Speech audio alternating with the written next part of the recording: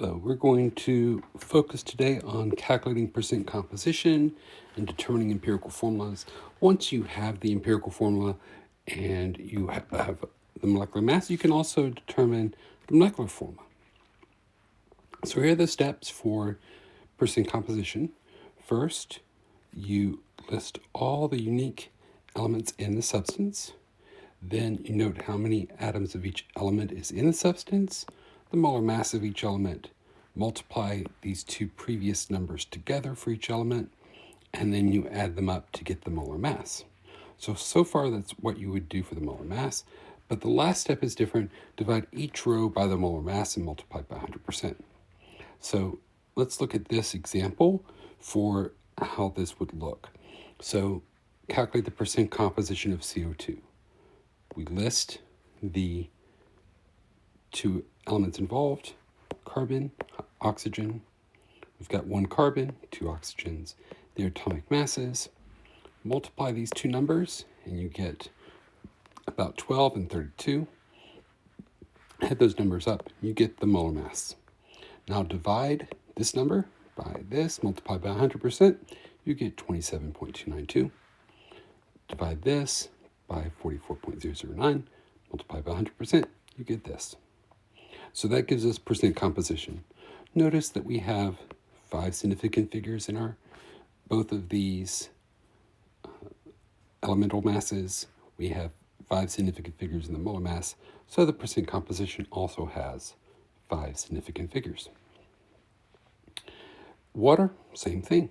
So in your version, it's not filled out yet, so you'd want to fill this in, but list the two elements, list how many of each, list the atomic mass of hydrogen and oxygen, multiply these two numbers together, and you get the mass coming from each element. Add them up, get the molar mass. Now divide these numbers by the molar mass, multiply by 100%, and you get 11.19 and 88.809.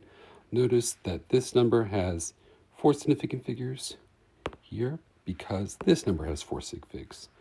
But this one's a little bit more precise because this one has 5 significant figures and the molar mass also has 5 significant figures.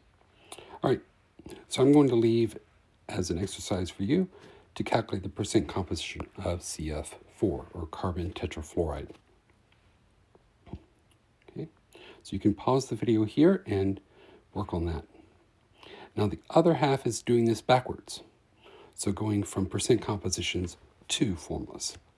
Empirical formulas are derived from experiment. So you do an experiment, find out how much in some sample of that sample is carbon, hydrogen, oxygen, all the other elements that are in it. And then from that percentages, determine the empirical formula. Molecular formulas are a multiple or the same as that empirical formula, and they represent the smallest distinct piece of that covalent compound. So here are the steps. First, you convert all the percentages to grams. You simply assume that there's 100 grams, and so if it's 10% carbon, you would have 10 grams of that sample carbon out of 100. Convert all the masses into moles. Divide all the masses by the smallest mass to make ratios, so 1 mole of one thing versus mole of something else. Then you multiply all numbers by the smallest number possible to get all whole numbers. So if you get 3 halves as a ratio, you would multiply all the results by 2 so that all those ratios are whole numbers. And then use the ratios to write down the empirical formula. So you, based upon that, all the ratios that you've calculated in 3 and 4, you can determine the empirical formula. Now, if you want to take that empirical formula and make a molecular formula, calculate the molar mass of that empirical formula, divide the given molecular mass, so you would need to either be given that or by experiment determine the mass of the molecule, and then divide that by the empirical molar mass and multiply all the coefficients by that ratio of molecular mass versus empirical mass. All right, so here's an example of how you would do that. Eugenol is the major component of oil and cloves, so we don't care. We do care about this. We'll need that eventually.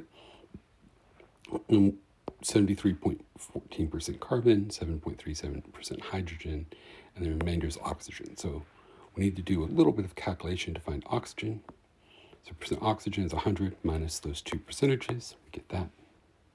Then we have the mass of each of those things, carbon, hydrogen, oxygen, convert to moles. So we divide by the atomic masses. Then this one is the smallest out of those three. So we divide the other two by 1.218 moles of oxygen. And we get this. So for every 5 moles of carbon, there's 1 oxygen. And for this one, for every 6 moles of hydrogen, there's 1 oxygen. So we can use that to write this empirical formula. Then I've just roughly sketched out what the molar mass of that empirical formula is. It's 82. And notice that that is about half of 164.2. So we multiply all these coefficients by 2, and we get our final answer, C10H12O2. And that wraps up eugenol. Right? So let's look at the other one, isoprene. I'm not going to show you all the details here, but I'll sketch out the basic idea. So isoprene is a liquid compound. Okay, that's neat, but doesn't apply to us. It is composed of carbon, oxygen, hydrogen. So we'll use those. Its molar mass is, okay, we'll use that at some point. What are its empirical molecular formulas?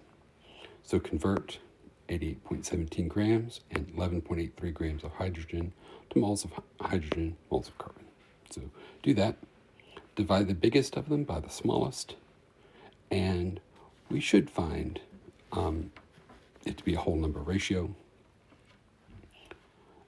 or some simple fraction like 3 divided by 2 or 5 divided by 3, that kind of thing. Calculate the mass of 1 mole of empirical formula. So once you figured out the empirical formula, calculate the mass of 1 mole of that. Then divide that given molar mass by the calculated empirical formula, and we'll have the actual answer. Okay? And then acetylene, I'm going to leave you completely on your own to do this one, but you should be good. All right, have a good one.